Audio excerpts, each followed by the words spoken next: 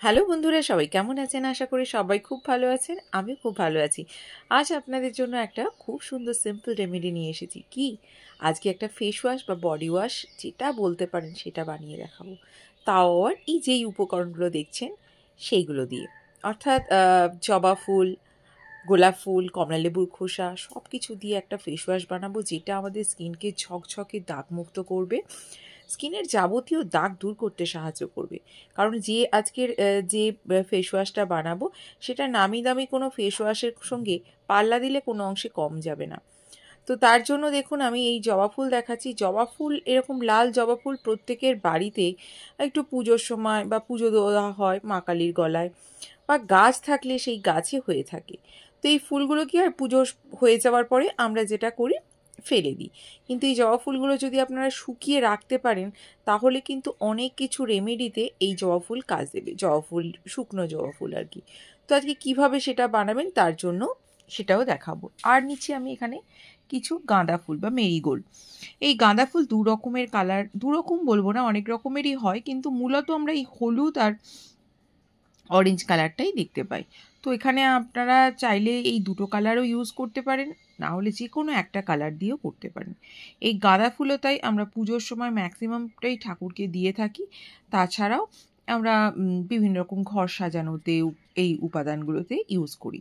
তো এই ফুলগুলোকে আমরা শুকিয়ে যদি রাখি, তা না হলেও যদি আপনারা বাজার থেকে এই জবা ফুল, গাঁদা ফুল এগুলো কিন্তু খুব ইজিলি পেয়ে যাবেন। আর এই কমলালেবু কিন্তু আমরা শীতকালে প্রচুর খেয়েছি। কমলালেবুর মধ্যে থাকে প্রচুর পরিমাণে ভিটামিন সি। কিন্তু কমলালেবু খাওয়ার পরে যে খোসাটা ফেলে দিই, ওই খোসার মধ্যেও কিন্তু থাকে প্রচুর পরিমাণে ভিটামিন সি। এখনও বাজারে কমলালেবু পাওয়া যাচ্ছে, আপনারা চাইলে সেই বাজারজাত কমলালেবুর খোসাও ইউজ করতে পারেন। তো আমি মূলত কমলালেবুটা একটু খোসাগুলো একটু স্টোর করে রেখে দিই, যেহেতু শীতকাল ধরে প্রচুর খাই এবং সেই খোসাগুলোকে ফেলি না, রেখে দিই। এতে পুরো গরমকাল আমার কাজে লেগে যায়।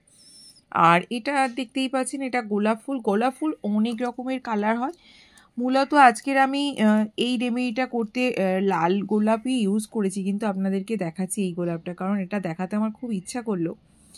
তো এই গোলাপ ফুলের পাপড়িও কিন্তু এই ফেস ওয়াশ বানাতে আমি আজকে কাজে লাগিয়েছি। তো গোলাপ ফুলের আপনারা শুধু অরেঞ্জ মানে রেড কালারের যে গোলাপটা সেটা ইউজ না করে বিভিন্ন কালারের যে গোলাপ হয় সেগুলোও ইউজ করতে পারেন। গোলাপ ফুলও আমাদের স্কিনের জন্য ভীষণ ভালো। তো এই সব কটা উপাদানকে কিভাবে ইউজ করবেন আর কি কি মেশাবেন তার সাথে সাথে সেই সব নিয়েই আজকের এই ভিডিও। এবার দেখুন আমি সমস্ত উপাদানকে শুকিয়ে নিচ্ছি। ফেস ওয়াশ বানাতে গেলে সবার প্রথম যেটা করতে হবে, আপনাদের এই উপাদানগুলোকে শুকিয়ে নিতে হবে। তা না হলে আপনারা বেশি দিন পর্যন্ত স্টোর করতে পারবেন না। যেমন এই এই যেটা বানাচ্ছি এটা মূলত 1 মাসের মতো খুব অনায়াসে থেকে যাবে, কোনো অসুবিধা হবে না। আর এই দেখুন গোলাপ ফুলের পাপড়িগুলো একটু শুকিয়ে গেছে, একটু রোদটা বেশি পেয়ে গেছে, যেই জন্য গোলাপ ফুলের পাপড়িগুলো আমার একটু কালচে টাইপের হয়ে গেছে। তো প্রথমে একটা পরিষ্কার মিক্সি জার নিয়েছি, ওটা একদম শুকনো আছে। আর এই কমলালেবুর খোসাগুলোকে আগে গুঁড়ো করে নিচ্ছি।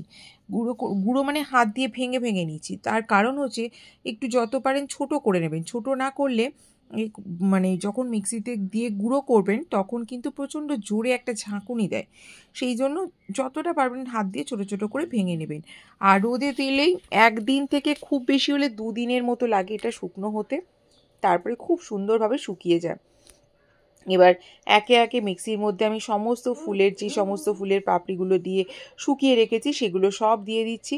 প্রথমে দিয়ে দিলাম কমলালেবুর খোসা, তারপরে গোলাপ ফুলের পাপড়ি, তারপরে দেবো জবা ফুল। জবা ফুলটা দেখতেই পাচ্ছেন খুব সুন্দর, কালারটাও নষ্ট হয়নি। তার কারণ হচ্ছে এটা খুব বেশি দিন রোদে দেওয়া হয়নি। খুব বেশি দিন যদি রোদে দেওয়া হয় তাহলে কালারটা নষ্ট হয়ে যায়। কমলালেবুর খোসার ক্ষেত্রে বলিও, খুব বেশি দিন যদি আপনারা রোদে দিয়ে রেখে দেন না, তাহলে কিন্তু ওই গন্ধটা, কমলালেবুর খোসা থেকে যে খুব সুন্দর একটা স্মেল, সেটাও আস্তে আস্তে চলে যায়।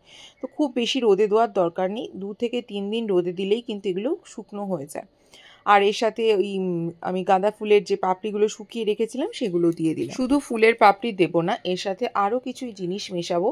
সেই জন্যই আজকে এই ফেস ওয়াশটা বানানো। এই ফেস ওয়াশ আপনাদের মুখ থেকে কালো দাগ দূর করবে, রিঙ্কেলস দূর করবে। সেই জন্য আমি সবার প্রথম নিয়ে নিচ্ছি, এটার মধ্যে মেশাচ্ছি সেটা হচ্ছে গমের আটা। এখানে আমি বেশ অনেকটা পরিমাণ, ধরুন একটা কাপের 1 কাপের মতন গমের আটা ইউজ করছি।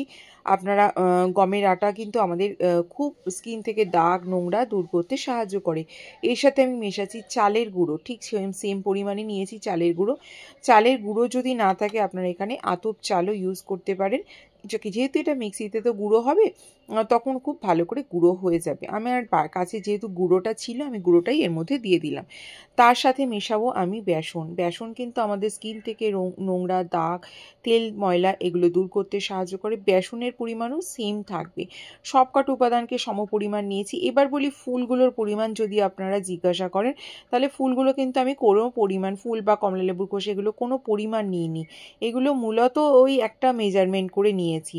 আর হলুদটা একটু কম নিয়েছি, মানে এই চালের গুঁড়ো, আটা যে 1 কাপ নিয়েছি, হলুদটা ধরুন হাফ কাপেরও একটু কম নিয়েছি। আর ফুলগুলো এইগুলো মোটামুটি একটা মেজারমেন্ট করে নিয়েছি। এবার দেখুন সব কটা উপাদানকে আমি খুব ভালো করে একটা মিক্স করছি। যত ভালো করে মিহি করে গুঁড়ো করবেন তত খুব সুন্দর একটা মিহি পেস্ট তৈরি হয়ে যাবে। এই হয়ে গেল আমার একটা খুব ভালো DIY ফেস ওয়াশ। এই ফেস ওয়াশটা আপনাদের স্কিনকে ঝকঝকে দাগমুক্ত করতে সাহায্য যেমন করবে, তার সাথে সাথে রিঙ্কেলস দূর করবে, ব্রণ ফুসকুড়ি এই ধরনের যদি কোনো কিছু হয় সেটাও দূর করতে সাহায্য করবে।